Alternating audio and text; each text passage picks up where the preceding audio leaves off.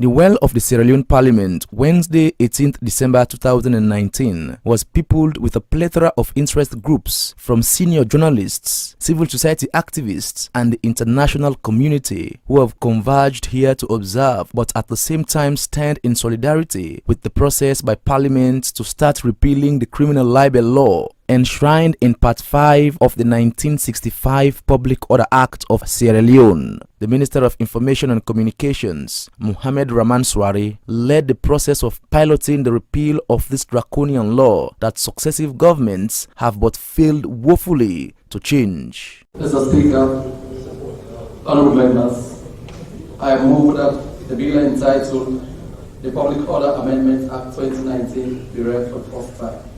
To some, the process is even long overdue, as the President, Julius Maada Bio, in his address to the United Nations General Assembly in September this year, boasted of the Sierra Leone Parliament having started the process of repealing the said law, which has been infamous over the years owing to the popular view that it is archaic and has mostly been used by the powers that be to stifle free speech and critical viewpoints. The question was put to members of Parliament who looked very much apprehensive, or rather jittery, over the fact that this somewhat popular bill has already taken a phantom leap to skip the pre-legislative stage and ultimately appear in the plenary of Parliament on the table for onward consideration by the House. Meanwhile, MPs have agreed to read the bill for the first time. But as you can see, senior MPs took almost half an hour to consult or contrive against the repealing process by finding possible ways to attach strings to it, and to attest to the fact that MPs look grasping to the President's move in making his promise to repeal this obnoxious law becomes reality. The leader of government business, Honorable Sidie Tunis, took the podium and stoutly made a case against the process with an apparent motive of upsetting it by calling for the amendment of the Independent Media Commission Act first before the process of repealing this law continues. This is a bill that is so important to the people of this country, that borders on the security of our people.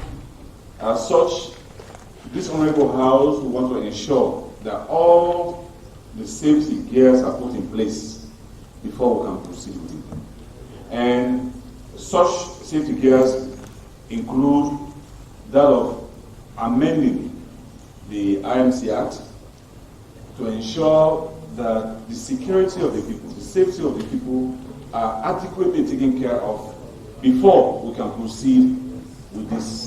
The leader of government business, Honorable Tunis, used the length and breadth of his power to convince his colleagues to stall the process of repealing the law, as he cites security concerns from the public in a law that the President himself, Julius Maada Bio, has seen as outdated and poised to do away with, as per his latest statement to journalists at a dinner. At this stage, Mr. Speaker, Honorable, I think we'll just leave it. We'll just leave it as it is. They have done the first reading. Once we are satisfied as Parliament that in fact we have received the amended version of the IMC Act, where we have all the safety gears in place to protect the people of this country. The leader of the opposition APC party in Parliament, Honorable Chernoba, sensible enough to dodge the concomitant pressure of standing against this bill, gave assurance of MPs' commitment in wanting to see the said law take the exit door in the country's law books. The documents before us affect us like any other citizen, including those in the executive or other branches of government.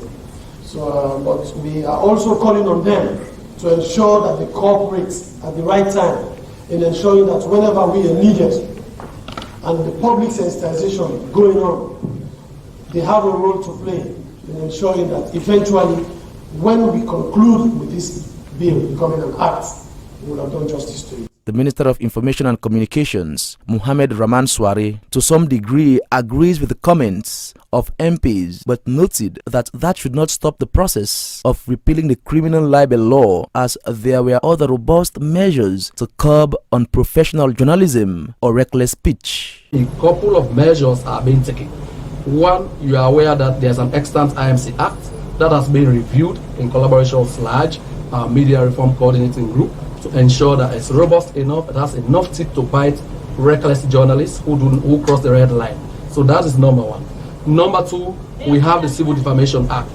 by that measure, private citizens or aggrieved parties could go to court, and if, there are convictions, those convicted will be sentenced to an amount, right? If you can't pay that, your assets could be forfeited, and in case you do not have assets, you are convicted, you can be declared a bankrupt person. The president of the Sierra Leone Association of Journalists, SLAJ, Ahmed Said Nasrallah, applauded the move by the executive arm of government for sending the documents to Parliament, but looks worried with the sentiment expressed by MPs. Officials from the Ministry of Information and Communications were left in the cold, and senior media practitioners that went to witness the process were left broken-hearted and utterly disappointed with the cold shoulder treatment that MPs gave to the process of repealing the criminal libel law, which is one of the promises of the President Julius Maada Bio. As it stands, it is unclear as to the next step of the repeal process and how long, which makes it ostensible that although the process has gained a few great steps forward, it would not surprise many if it takes phantom leaps backwards, thanks to the brashness of MPs pioneered by the leader of government business, Honorable Sidie Tunis. For Sierra Leone Parliament Eye on Gla TV Online, I am Abdullah Gla reporting.